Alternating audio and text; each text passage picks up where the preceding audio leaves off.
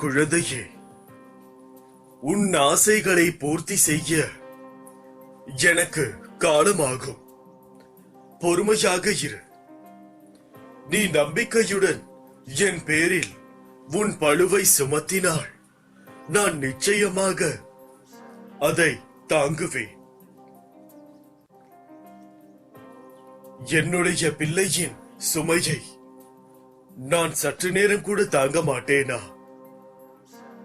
யார் உன்னை பற்றி அவதூறு பேசினாலும் அதை பற்றி கவலைப்படாதே. பக்தியுடன் உனது வேலையை எப்பொழுதும் போல கவனத்துடன் நீ செய்து வா. மற்ற அனைத்தையும் நான் பார்த்துக் கொள்கிறேன். வாழ்க்கையில் சந்தோஷங்கள் கஷ்டங்கள் வருவது இயல்பு.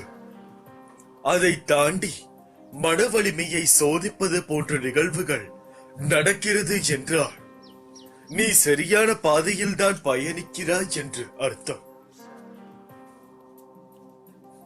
அனைத்துமே இழந்தேன் என்று ஒரு ஓரமாய் உட்காருவது எல்லாம் இருக்கட்டும். அதற்கு அடுத்தது நீ என்ன செய்ய வேண்டும் என்பதை யோசி. குடும்பத்தில் ஒரே ஒருவர் தன்னம்பிக்கையுடன் சரணடைந்தாலும் கூட அவர் பொருட்டு அந்த குடும்பத்தையே காப்பாற்றும் கருணை நிரம்பியவர். யாரையும் பழிவாங்க நினைக்காதே. உன்னை ஏமாற்றினவர்கள் தன் கர்ம வினையை அடைந்தே தீருவார். நீ அதிர்ஷ்டசாலியாக இருந்தால் அவன் உன் கண்முன்னே நிகழும்.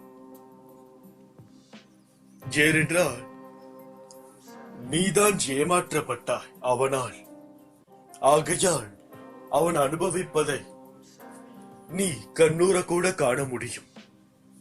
உன் வாழ்வில் உள்ள தடைகள் எல்லாம் படிக்கல்லாகும். காலமாக அதற்குண்டான காலம் மாத்திவிட்டேன். இனிமேல் உனக்கு வெற்றி மட்டும்தான். எது நடந்தாலும் என்னிடம் சொல்லிவிடுங்கள். எது நடக்கப் போகிறது என்று நீங்கள் நினைத்தாலும் அதையும் சொல்லிவிடுங்கள். உன்னுடைய பேராபத்துகள் உரிய நேரத்தில் என்னால் எச்சரிக்கப்பட்டு தவிர்க்கப்படும்.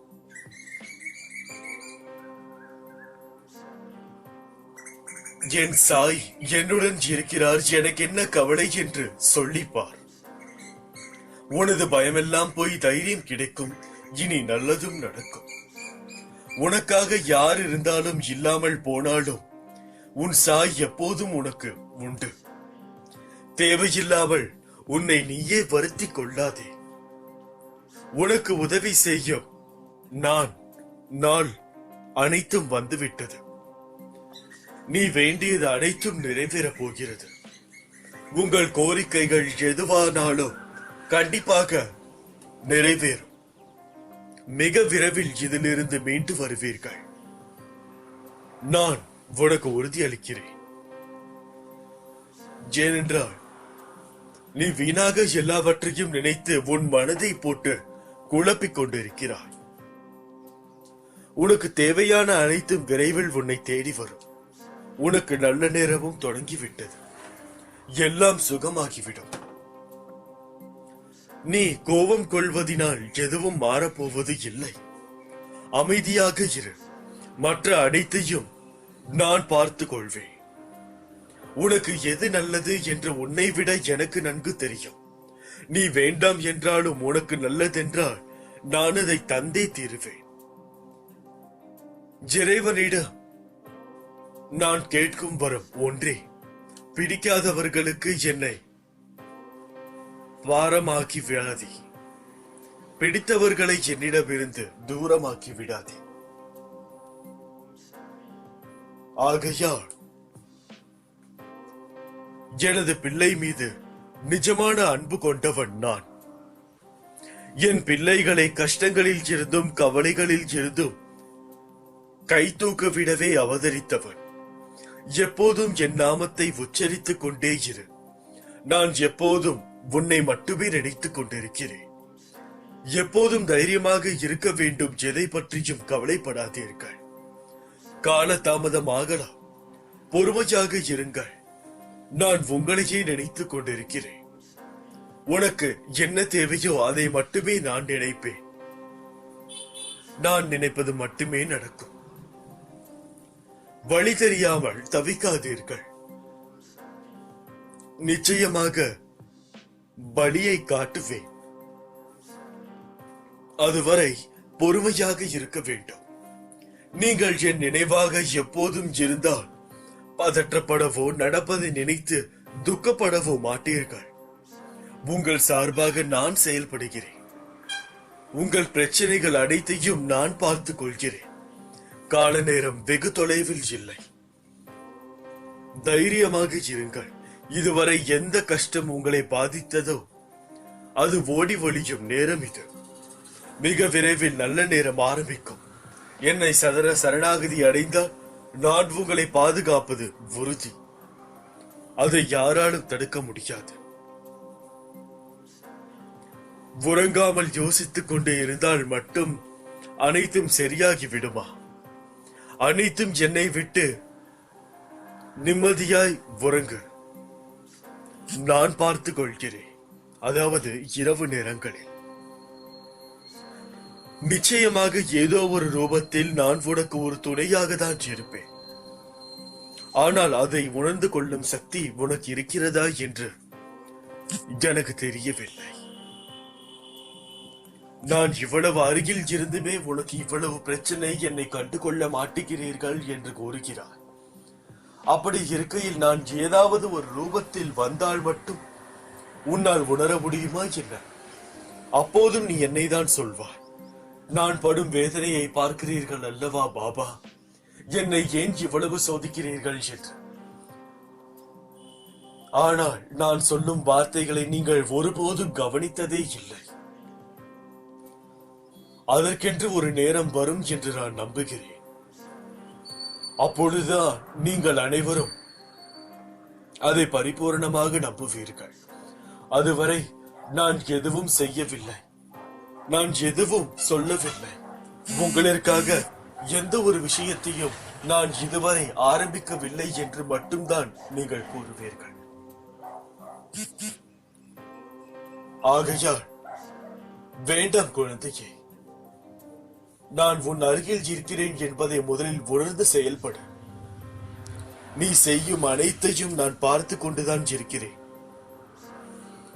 நீ என்னிடம் இருந்து எப்படியும் தப்ப முடியாது. நல்ல விஷயங்களை நீ செய்யவே உன்னை நான் ஒவ்வொரு கணமும் பார்த்து கொண்டுதான் இருக்கிறேன். உனக்கென்று ஒரு கணக்கும் உள்ளது. நீ செய்யும் நல்லதற்கு நல்லதாகவும் கெட்டதற்கு குறைந்தபட்சம் கெட்டதாகவும் நிச்சயமாக நான் வழங்குவேன். ஏனென்றால் நல்லது கெட்டது என்பது அனைவருக்கும் பொதுவான ஒரு விஷயம். அப்படி இருக்கையில் யார் நல்லது செய்தாலும் அது நல்லதே, யார் தீங்கு செய்தாலும் கெட்டது செய்தாலும் அது கெட்டதே. நான் கெட்டது செய்தாலும் அது கெட்டதுதான்.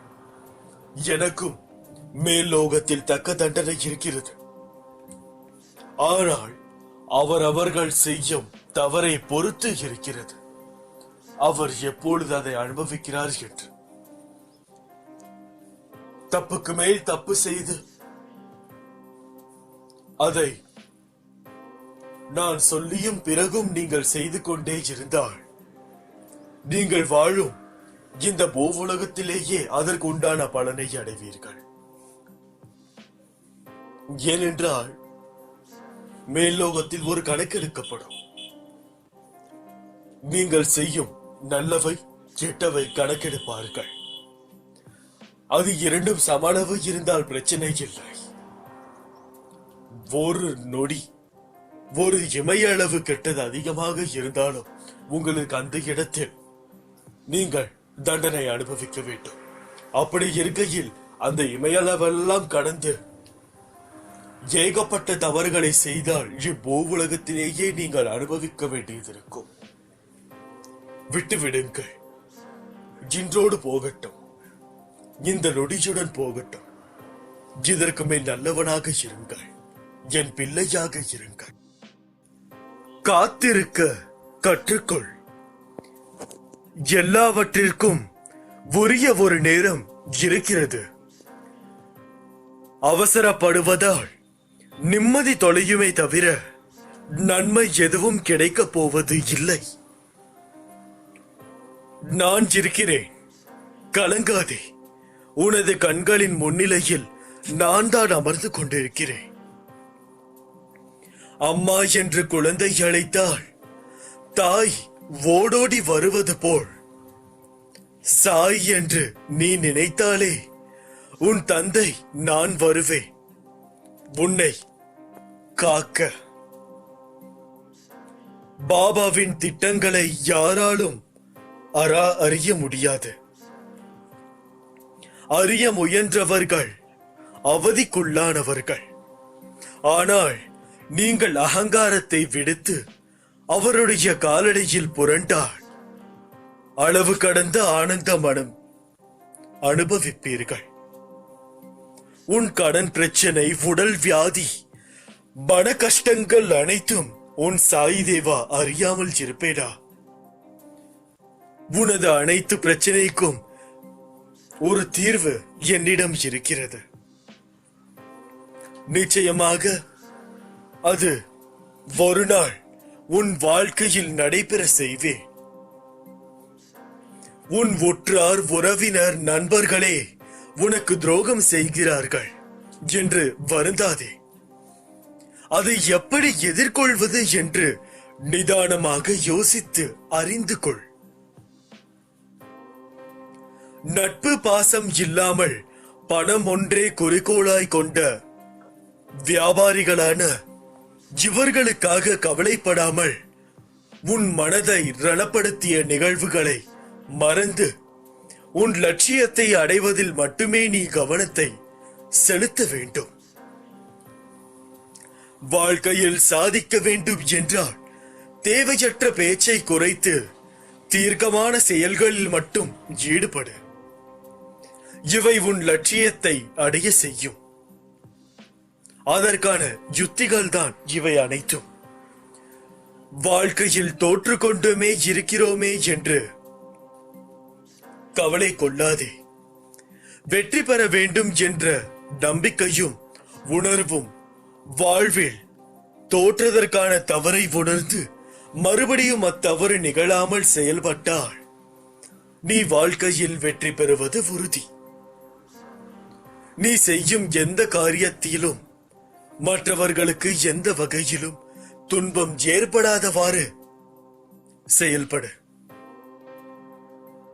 இதற்கு முக்கியமான ஒன்று, யோசித்து செயல்பட வேண்டும். ஒருவருக்கு துன்பம் இழைப்பதற்கு முன் அந்த துன்பம் வேறு ஒருவர் மூலம் உனக்கு வந்தால் எப்படி இருக்கும் என்று யோசி.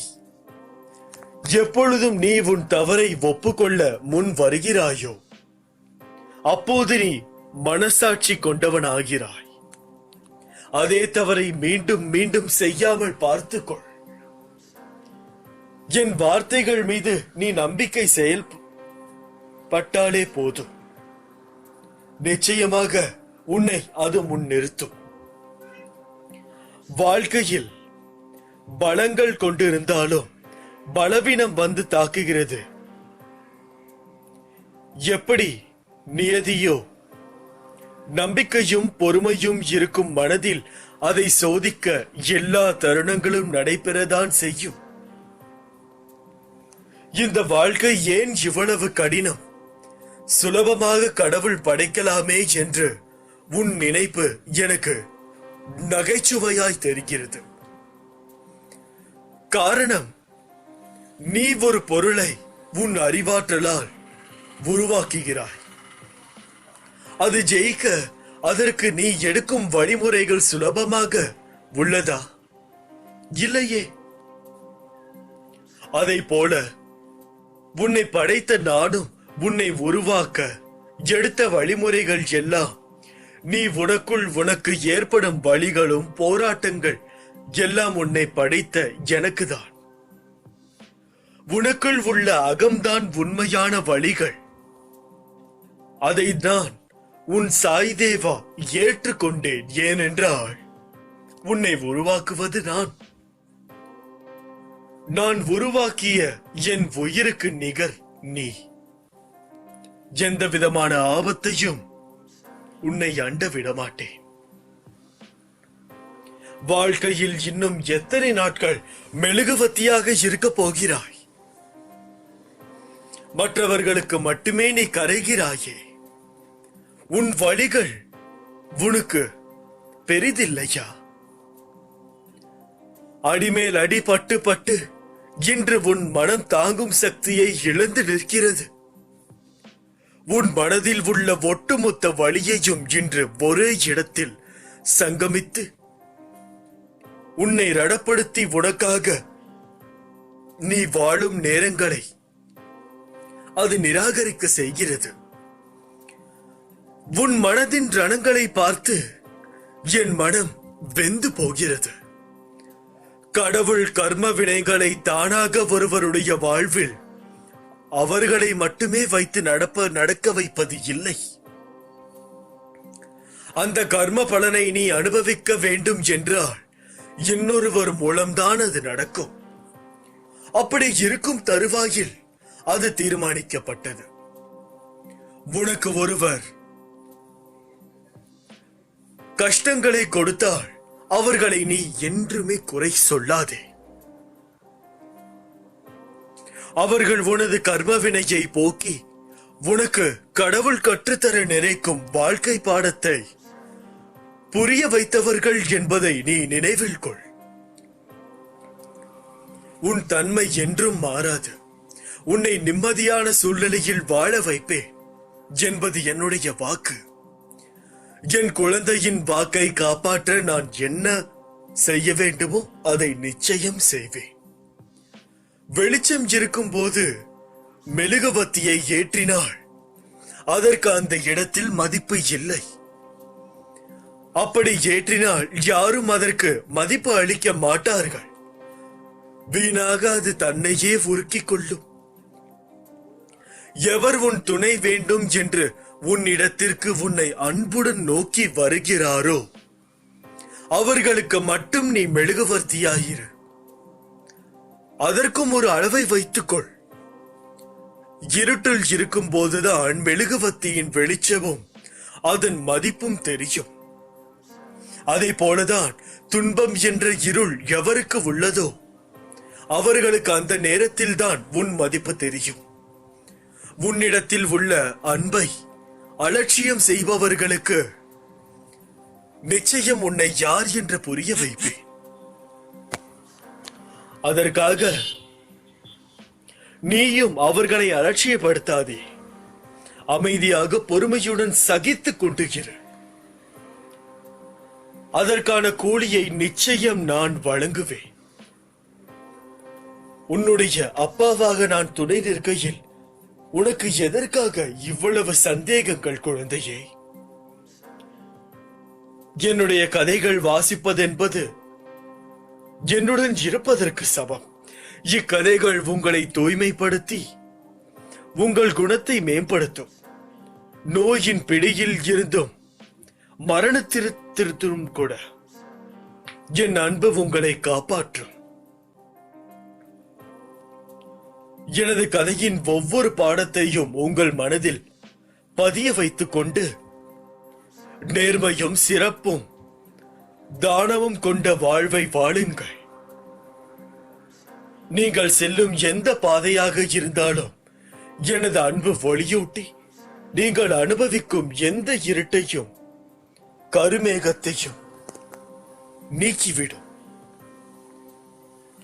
இதை நீங்கள் எந்த அளவுக்கு நம்புகிறீர்களோ அந்த அளவுக்கு உண்மையானது, தூய்மையானது.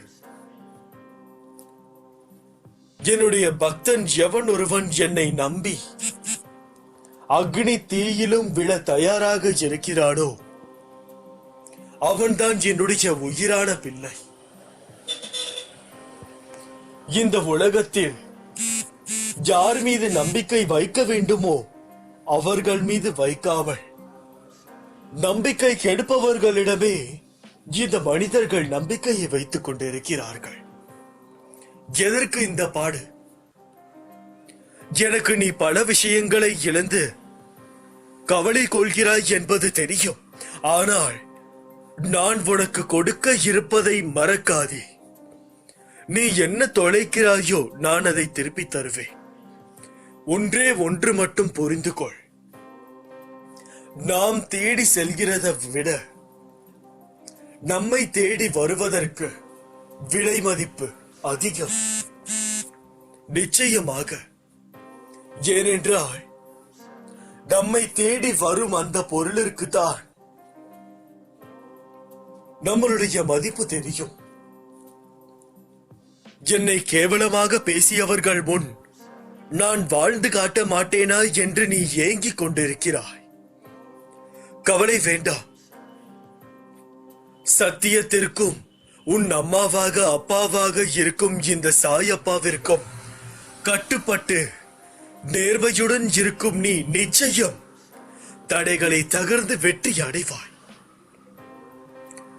இந்த உலகில் சிலர் எப்பொழுதும் மற்றவர்களை காயப்படுத்துவதையே வேலையாக கொண்டிருக்கிறார்கள். இருப்பார்கள். அதைதான் அவர்கள் உனக்கும் இழைக்கிறார்கள். எனவே அச்சொற்களுக்காக நீ வருந்தாதே. மனதைரியத்தோடு நீ உன் கடமைகளை செய். உன்னுடைய ஆற்றலையும் தேவையற்ற இவர்களிடம் வீணாக்காதே. இதுவரை உன் மனதில் இருந்த வலி, துக்கம், தோல்விகளால் மனம் வெறுத்து போய் பரிதவித்து எல்லாம் முடிவுறும். உன் உழைப்பிற்கு ஏற்ற பலரும் கிடைக்கும். நிம்மதியும் சந்தோஷமும் அழகாய் பூத்து குலுங்கும் வண்ண மலர்களைப் போல இனி உன் வாழ்க்கையில் வசந்தம் மட்டும்தான் இருக்கும். உன்னை ஏளனமாக பார்த்து நகைத்தவர்கள் முன்னிலையை கொடியாய் நீ உயர்ந்து நிற்கும் காலம் வெகு தூரத்தில் இல்லை. தளராதே. நீ தளரும் ஒவ்வொரு தருவாயும் உனக்கு தீங்கு இழைக்க வேண்டும் என்று நினைப்பவர்களுக்கு நீ கொடுக்கும் ஒரு நல்ல சந்தர்ப்பம். ஆகையால் தளராதே. உலகத்தில் எது மாறினாலும் நகன்றாலும் நான் உன்னை விட்டு ஒருபோதும் விலக மாட்டேன். உன்னில் எப்போதும் நான் இருப்பேன். என் குழந்தையின் நல்வாழ்வே எனக்கு மகிழ்ச்சியை தரும். நீ நிச்சயம் தடைகளை தகர்ந்து வெற்றி அடைவாய் என்பதில் எந்தவித சந்தேகமும் இல்லை. இது என் குழந்தைக்கான சிறப்பான பதிவு. அப்படி இருக்கையில் நம்பிக்கை ஒன்று இருந்தால் போதும். இருட்டில் நடந்தாலும் இமயம் வரை நீ செல்லலாம். நிச்சயமாக வாழ்க்கையில் சில பல ஏற்றத்தாழ்வுகள் வரலாம். ஆனால் அவைகளை எல்லாம் நாம் ஒரு பொருட்டாக நினைத்த ஒரு மூலையில் உட்கார்ந்து கொண்டிருந்தால் நம்முடைய வேலைகளை வேறு யார் செய்வார்கள்? உன்னுடைய வேலையை நீதான் செய்ய வேண்டும். உனக்காக வேறு யாரும் செய்ய மாட்டார்கள். அப்படியே செய்தாலும் அந்த வேலையை முழு திருப்தியுடன் செய்ய மாட்டார்கள். உன்னுடைய வேலை உனக்கு மட்டுமே திருப்தி தரும். திருப்தி தரும் வரை ஒரு வேலையை செய். அப்பொழுதுதான் அதில் உனக்கு 100% வெற்றி கிடைக்கும். உனக்கு எது சிறந்தது என்பதும் எனக்கு தெரியும். அதைதான் நான் உனக்கு தருவேன். அப்படி இருக்கையில் அதை நீ முழு ஈடுபாட்டோடு செய்யும் பொழுது நிச்சயமாக அதில் இருந்து வரும் வெற்றி கனி அவ்வளவு சுவையாக இருக்கும். எனது பிள்ளைகள் மீது மிக நிஜமான நம்பிக்கையும் அன்பும் பாசமும் கொண்டவன் இந்த தந்தை. நான் இல்லாமல் உன்னால் இருக்க முடியுமா? இல்லை, நான் இல்லை என்றுதான் நினைத்து விட்டாயா? நான் எதற்காக இங்கே இருக்கிறேன்? உன் கஷ்டத்தை பார்ப்பதற்கா?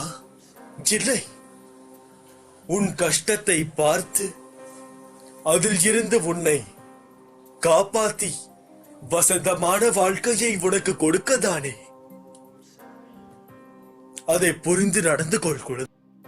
ஒருவர் பாபாவிடம் பக்தி செலுத்தலாம், செலுத்தாமலும் இருக்கலாம்.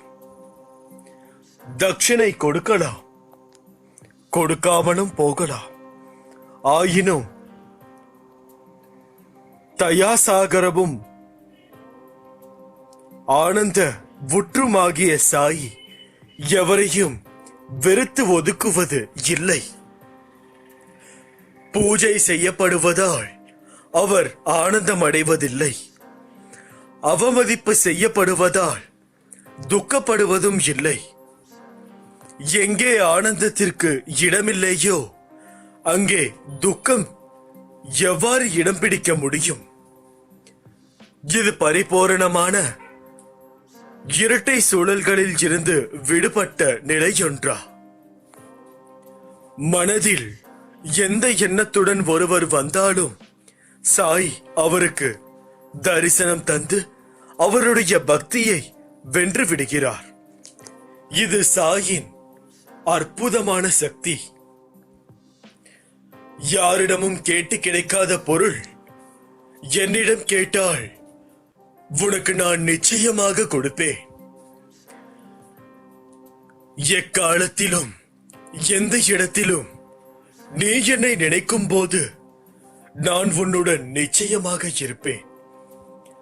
நான் உன்னை பிரகாசிக்க வைப்பேன். சில நாட்கள் அமைதியாக இருங்கள். நீங்கள் விரும்பியபடி எல்லாம் கிடைக்கும், எல்லாம் நடக்கும். சத்தியமாக நடக்கும். எனக்கு எந்தவித பூஜை முறைகளும் தேவையில்லை. நீ எனக்காக படைக்கும் சிறு நெய்வேத்தியமும் என் முன் ஏற்றும் அகல் விளக்கும் போதும். எனக்கு ஆடம்பர பூஜைகளோ தேவையில்லை. நீ என்னை அன்போடு அழைத்தால் போதும். என் வழிகள் உன்னுடையதை விட சிறந்தவை. உன் எதிர்காலத்தை நான் அறிந்து அதற்கேற்றபடி வழிவகுப்பேன். ஆனால் உனக்கு உன் எதிர்காலம் பற்றி தெரியாது. அனைத்தையும் என்னிடத்தில் விட்டுவிடு. ஒவ்வொரு கணத்திலும் நான் உன்னை சுமந்து கொண்டுதான் இருக்கிறேன் என்பதை எந்த நிலையிலும் மறவாதே. நான் இருக்கையில் உனக்கு எந்த ஒரு கஷ்டமும் தேவையில்லை. என் வார்த்தைகள் மீது நம்பிக்கை வைத்து செயல்படு. வரும் காலத்தில் நீ விரும்பிய அனைத்து வளங்களையும் பெறுவாய். நம்பிக்கை இருந்தால் சித்திரத்திலும் நான் உயிரோடு இருப்பேன். நீங்கள் அந்த ஒரு விஷயத்தை மறந்திட வேண்டாம். நம்மை சுற்றி எப்பொழுதும் ஒரு சிறந்த மனிதர்களாக இருப்பார்களா என்பது யோசிக்க வேண்டிய விஷயம்தான். அடுத்தவர்களால் ஒருபோதும் நன்மை இல்லை என்பதை உணர்த்தவே அவர்களின் சுயரூபத்தை உனக்கு வெளிப்படுத்தினேன். ஆனால் நீயோ வெகுளியாக இருந்து விட்டாய். உனது அன்பு குணத்தை, அப்பாவித்தனத்தை அவர்கள் பயன்படுத்திக் கொண்டார்கள். பொருளையும் நம்பிக்கையும் நீ இழந்து விட்டாய். அவமானமும் பட்டாய். அந்த கெட்ட காலங்களை நினைத்து பார்க்க வேண்டாம். அவையெல்லாம் பஞ்சு மெத்தையில் உனக்காக வைக்கப்பட்ட பெரிய முட்களைப் போல குத்தி கொண்டிருந்தவை. காலங்கள் மாறிவிட்டன குழந்தையே. இனி வருவதெல்லாம் வசந்த காலங்கள். உனது கையை பிடித்து தூக்கி நிறுத்துகிறேன். இந்த உலகில் என்னை விட உண்மையான உறவுகள் யாரும் இல்லை என்பதை நீ புரிந்து கொள்ள வேண்டும் என்பதற்காகவே பொய்யான உறவுகளை உன்னிடம் இருந்து பறித்து விட்டேன். நீ ஆனந்தமாக இருக்க வேண்டும் என்பதற்காக செய்தேன். ஆனந்தம் என்ன என்பதை நீ உணர்ந்து கொள்வதற்காக செய்தேன். ஆனந்தம் மனம் மகிழ்ச்சியாக இருக்கும் போதல்லவா வருகிறது? மன மகிழ்ச்சி எப்போது வருகிறது? உன் கோரிக்கைகள் அனைத்தும் நிறைவேறிய பிறகுதானே வருகிறது. அதனால் உனது கோரிக்கைகளை எல்லாம் நிறைவேற்றி உன்னை ஆனந்தமாக வைத்துக் கொள்ளவே நான் முயன்று கொண்டிருக்கிறேன். கவலைகளை மறந்து என்னுடைய மடியில் ஓய்விடு குழந்தையே. உன்னுடைய பூஜையால் இன்று நான் சந்தோஷமாக உள்ளேன். என்னை சந்தோஷப்படுத்திய உன்னை நான் வேறு வழியில் சந்தோஷப்படுத்த போகிறேன். ஓரிரு நாட்களில் அதற்கான முன்னறிவிப்பை உனக்கு தருகிறேன். இதோ உனக்கான வெற்றி பாதை. இனி நீ இன்பமுடன் பயணிக்கலாம் உன் சாயப்பாவுடன். நான் உன்னை ஒவ்வொரு கணமும் பார்த்து கொண்டேதான் இருக்கிறேன்.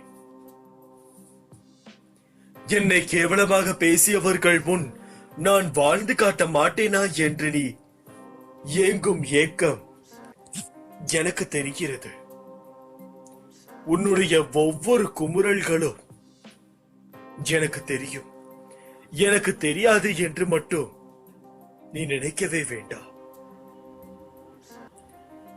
ஒவ்வொரு கணமும் நீ எந்தெந்த பிரச்சனையை எதிர்நோக்கி கொண்டிருக்கிறாய், தினமும் அக்னியில் உறங்கிக் கொண்டிருக்கிறாய் என்பதும் எனக்கு தெரியும்.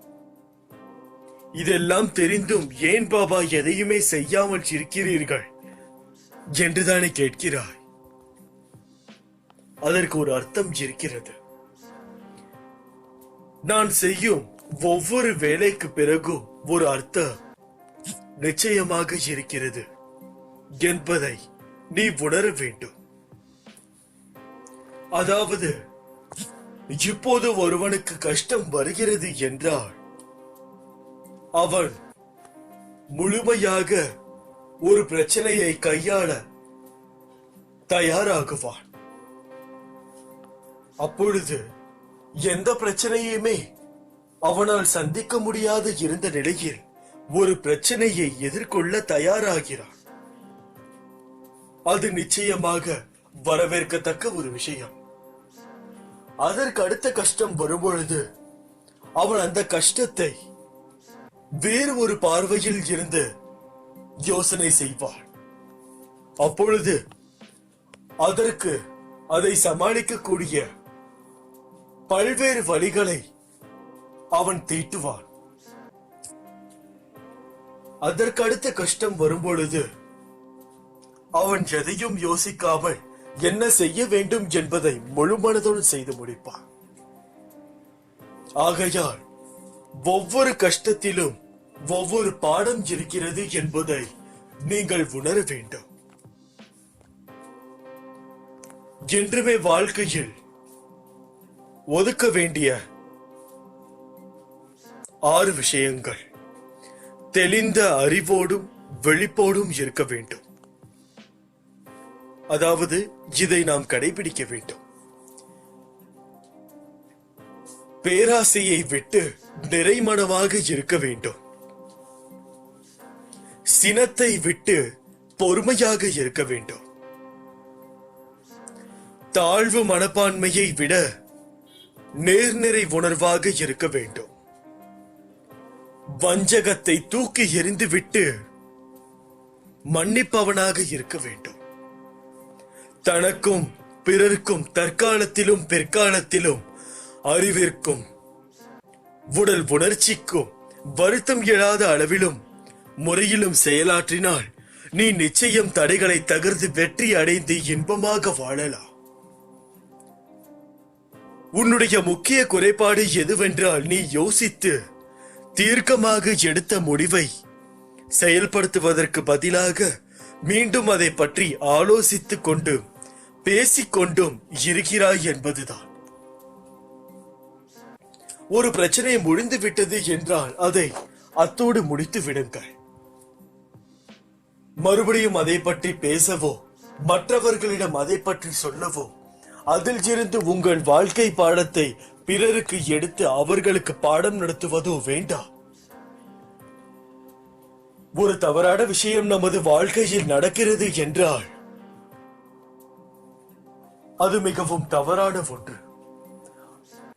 அந்த தவறில் இருந்து நீங்கள் கண்ட பாடம் உங்களுக்கு மட்டும்தான். ஏனென்றால் இந்த உலகத்தில் உள்ள ஒவ்வொரு மனிதர்களின் வாழ்க்கையும் ஒரே போலானது இல்லை. பலருக்கும் பல்வேறு பிரச்சனைகள். ஒருவருக்கு கை இல்லை என்ற பிரச்சனை, ஒருவருக்கு கால் இல்லை என்ற பிரச்சனை, ஒருவருக்கு கண் இல்லை என்ற பிரச்சனை. அப்படி இருக்கையில் உங்களுடைய பிரச்சனையில் இருந்து நீங்கள் கண்ட பாடம் பிறருக்கு, அதாவது பிறருடைய பிரச்சனையில் வரும் ஒரு வழியாக நிச்சயமாக திகழாது. நீங்கள் ஆறுதல் கூறலாம், ஆனால் வழிகளை யோசிக்க வேண்டியது அவர்கள்தான். ஏனென்றால் அவர்களுக்கு தான் இந்த பிரச்சனையில் உள்ள குறைகளும் நிறைபாடுகளும் தெரியும். எந்த ஒரு கோரிக்கையும் நிச்சயமாக நிறைவேறும். நீங்கள் நேர்மறையாக வேண்டினாள். உங்களை சுற்றி எத்தனை மனிதர்கள் தீங்கு சக்தியுடனும் தீங்கு யோசிப்பவர்களாகவும் இருந்தாலும் கூட நீங்கள் அதே போல் இருக்க தேவையில்லை. நீங்கள் சற்று மாறுபட்டிருங்கள். ஏனென்றால் என்னுடைய குழந்தை வழக்கமாக இருக்கும் மனிதர்களை விட மேம்பட்டவர்களாக இருக்க வேண்டும். அப்பொழுதுதான் அவர்களை சுற்றியுள்ள மனிதர்களை அவர் திருத்துவார். நல்லதையே பேசுங்கள், நல்லதையே நினையுங்கள். யார் உங்களுக்கு எந்த தீங்கு வேணாலும் செய்யட்டும், நாம் நல்லதே நினைப்போம். என்னை ஏளனமாக பேசியவர்களும் திட்டியவர்களும் ஏராளமானவர். இருந்தாலும் அவர்களுக்கு ஒரு பிரச்சனை என்றால் நான் ஓடோடி போகிறேன். ஏனென்றால் அவர்களை காக்க வேண்டிய கடமை எனக்கு உள்ளது. அதே போல்தான் என்னுடைய பிள்ளையும். இன்று காலை ஒருவன் உங்களை உதாசீனப்படுத்தி கேவலப்படுத்தி கொண்டு போகிறான் என்றால், மாலையில் அவனுக்கு ஒரு பிரச்சனை என்றால் நீங்கள் செல்ல வேண்டும். அனைத்து மனிதர்களையும் அன்போடு பாருங்கள். ஆனால் அந்த அன்பையே சார்ந்திருக்க வேண்டும் என்ற ஒரு அடிப்படையில் மாறிவிடாதீர்கள். அனைத்து மனிதர்களுடைய மனதும் ஒரு சிறிய அன்பிற்காக மட்டும்தான் இயங்குகிறது. சிறிய அன்பு மற்றும் பாராட்டு. ஒரு சிலர் தங்களுடைய பிரச்சனையை எண்ணாமல் பிற மனிதர்களே பாராட்ட செய்தால் நிச்சயமாக பாதி பிரச்சனைகள் முடிந்துவிடும். இதை சில மனிதர்கள் உணர்ந்தாலே எந்த ஒரு பிரச்சனையும் எந்த இடத்திலும் வராது. ஏன் உன் வாழ்க்கை மீது இவ்வளவு கோபம்? கோபத்தால் என்ன சாதித்தாய்? கோபத்தால் உனக்கு நன்மையும் நல்ல பெயரும் கிட்டியதா? கோபம் என்றுமே வேண்டாம். கோபக்காரனுக்கு புத்தி செயல்படாது என்று பெரியவர்கள் முன்னோர்கள் எழுதி வைத்துள்ளார்கள். நாம் கோபப்படும் போது நம்முடைய புத்தி எதை பற்றியும் யோசிக்க முடியாது. அந்த நேரத்தில் நாம் எந்த ஒரு யோசனையை எடுத்தாலும் அதை தாறுமாறாக தான் போகுமே தவிர நிச்சயமாக நல்ல நோக்கத்தில் செல்லாது. கோபமாக இருக்கும் போது எந்த ஒரு முடிவையும் எந்த ஒரு சத்தியத்தையும் கொடுக்காதீர்கள். ஏனென்றால் நாம் கோபமாக இருக்கும் பொழுது நம்முடைய மனம் மிக மோசமாக அலைபாய்ந்து கொண்டிருக்கும். அப்பொழுது நீங்கள் எடுக்கும் முடிவிலோ கொடுக்கும் சத்தியத்திலோ அதில் என்ன நேர்மறை எதிர்மறை இருக்கிறது என்று தெரியாது.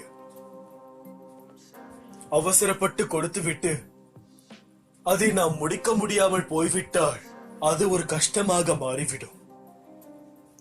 உங்களுடைய பிரச்சனைகள் அனைத்தும் என்னுடைய பிரச்சனை. அப்படி இருக்கையில் நீங்கள் எதை நினைத்தோ கவலைப்பட தேவையே இல்லை. உங்களுக்கான வசந்தமான வாழ்க்கை காத்து கொண்டிருக்கிறது என்பதுதான் அர்த்தம். நல்லதே நடக்கும். என் பரிபூரண அன்பும் ஆசீர்வாதமும் அன்பும் பெற்ற என் செல்ல பிள்ளை நீ. உன்னை கண்கலங்க விடமாட்டேன். இப்படிக்கு உன் சாய் அப்பா. அல்லாஹ்.